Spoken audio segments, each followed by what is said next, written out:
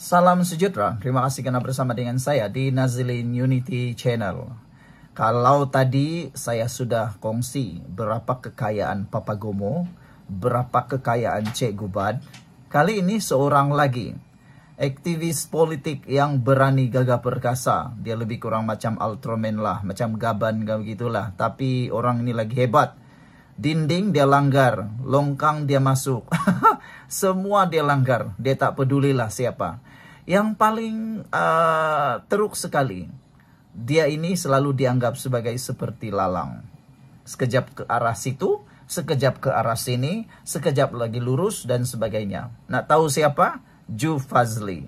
Anda mungkin kenal dengan nama Ju Fazli, seorang aktivis politik yang cukup berani, gagah berani, lantang bersuara. Ini pun sama macam Papa Gomo, sama macam Cik Gubad, berkali-kali ditangkap, ditahan polis. Tapi yang hebatnya Ju Fazli ini, beliau belum pernah kalah dalam saman. Itu hebatnya Ju Fazli. Kadang-kadang saya mengidolakan dia juga lah kan. Berani cakap kontroversi, tapi saya tak sanggup untuk masuk mahkamah, keluar masuk mahkamah, ditahan polis, ditangkap. Saya tak sanggup yang itu. Jadi biarlah mereka menjadi yang kontroversi, kita pula ceritakan tentang perkara-perkara yang benar, perkara-perkara yang biasa-biasa saja. Semoga perkongsian kali ini memberikan manfaat kepada Anda semua. Persoalan petang ini ialah berapa kekayaan sebenar Ju Fazli dan misteri di sebalik siapa yang menyokong keuangannya.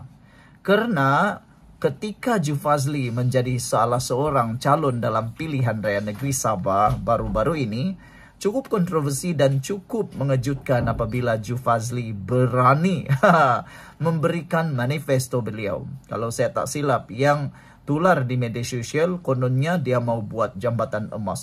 Jalan raya emas kah? Punyalah hebat kan? Itu Ju Fazli. Tapi persoalan petang ini dari awal sampai akhir kita nak jawab. Berapa kekayaan, potensi kekayaan sebenar Ju Fazli dan misteri siapa di sebalik yang menyokong keuangannya. Ikuti terus ulasan ini, jangan lupa tinggalkan komen Anda dengan tanda pagar kami sayang Malaysia. Tapi sebelum itu saya kongsikan dulu dengan Anda semua, ini terapi imun Transfector for Life. Terapi imun yang meningkatkan daya imun badan kita sehingga 400%. Secara umum dan ringkasnya, apabila imun badan kita lemah, apabila imun badan kita jadi bodoh, apabila imun badan kita tidak seimbang lagi, kita kena penyakit dan kita tidak sembuh daripada semua jenis penyakit. Tetapi apabila imun badan kita jadi kuat, apabila imun badan kita jadi seimbang dan bijaksana, kita dapat sembuh daripada semua jenis penyakit. Karena imun badan kita yang menghapuskan penyakit-penyakit tersebut. Cepat dapatkan produk ini melalui nomor telepon saya yang tertera, supaya Anda dapat berhubung dengan saya melalui WhatsApp. Saudara-saudara sekalian, produk ini lulus KKM, halal dan diperakui oleh dokter-dokter di seluruh dunia. Mungkin selama ini Anda sudah berdoa untuk jadi sembuh daripada penyakit Anda.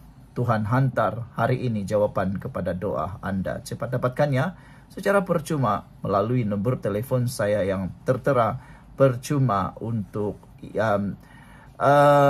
konsultasi daripada saya. Saudara-saudara sekalian, kekayaan sebenar Ju Fazli, siapa di sebaliknya? Mari kita bongkar satu isu penuh misteri dan panas. Berapa sebenarnya kekayaan Ju Fazli, dan lebih mencabar lagi siapa yang membiayai perjuangannya. Ju Fazli bukan nama biasa. Beliau aktivis politik muda dari Sabah.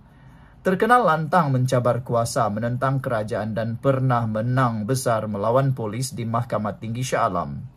Tapi persoalan besar, macam mana dia boleh terus survive saman dan kes mahkamah selepas satu demi satu? Jom kita kupas dengan gaya. Kekayaan fiction atau fakta. Kita mula dengan yang paling asas, berapa kekayaan sebenar Ju Fazli? Jawapannya mudah.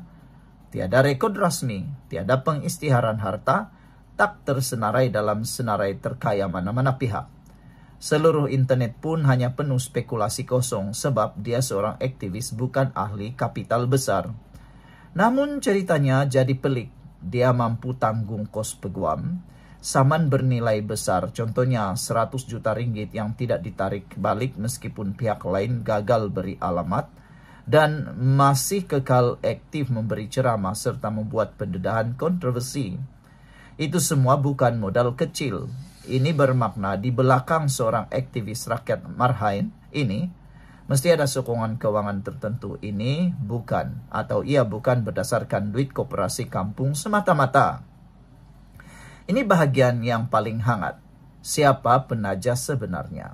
Pertama, mungkin sokongan politik tersembunyi. Ada yang berpendapat Zulkifli adalah suara lantang politik pembangkang. Dia mungkin dibantu secara tidak langsung seperti ala-ala etik dog, booster suara yang tak rasmi. Atau yang kedua, dana korporat atau elit berkepentingan. Teori lain, ada pihak tertentu, korporat atau individu berkuasa yang menggunakan dia sebagai alat, membiayai melalui saluran NGO atau gerakan rakyat atau nama mereka agar nama mereka tidak tercemar. Ketiga, dana simpatisian. Tidak dinafikan. Lagi kecil individu, lagi ramai yang rasa mereka jadi cendekiawan rakyat. Kempen sumbangan dalam talian, NGO aktivis, atau simpatisian tanpa nama boleh membantu pergerakan dia bertahan. Semuanya masih spekulasi. Tapi keluarnya kenyataan besar, saman puluh juta dan kemampuan kekal relevan. Itu signal besar bahwa ada payung keuangan di belakang. Jadi, kenapa dia berani dan tetap lantang? Lepas sodap duit, kenapa masih dia terus bersuara lantang menentang? Seolah-olah tak ada apa yang dinanti. Kontroversi adalah jus politik. Lagi panas, lagi ramai tonton. Bagi aktivis macam dia, nama makin tular, pengaruh lebih lebar. Keyakinan sokongan belakang tabir, kalau tak ada rasa payung, manusia biasa susah nak terus berdepan saman jutaan ringgit dan kritik kerajaan. Impak psikologinya, jadi pesona yang berani, nampak pejuang rakyat. Itu laporan image yang dapat bantu balik, bantu tarik sokongan, perhatian dan media, walaupun diburuk-burukkan orang. Saudara-saudara sekalian, kes kontroversi dan legal spotlight sekadar menyentuh secara pantas, saman 100 juta ringgit tidak ditarik balik meskipun pihak bertindak gagal beri alamat. Selain itu, menang kes melawan PDRM di Mahkamah Tinggi Shah Alam, isu kontroversi ini memang melarikan spotlight laut ke darat. Semua ini jadi stesen media dan trafik YouTube paling penting untuk mengekalkan momentum. Jadi, habis sudah. Kekayaan sebenar Zulkifli tiada data rasmi. Tapi dari gaya hidup, aktivisme dan kemampuan menanggung kos besar, jelas dia tak bergerak kosong. Siapa penaja di belakangnya? Jawabannya juga masih berkabus. Mungkin politik tersembunyi, korporat berkepentingan atau simpatisian rakyat yang tak mahu dikenali.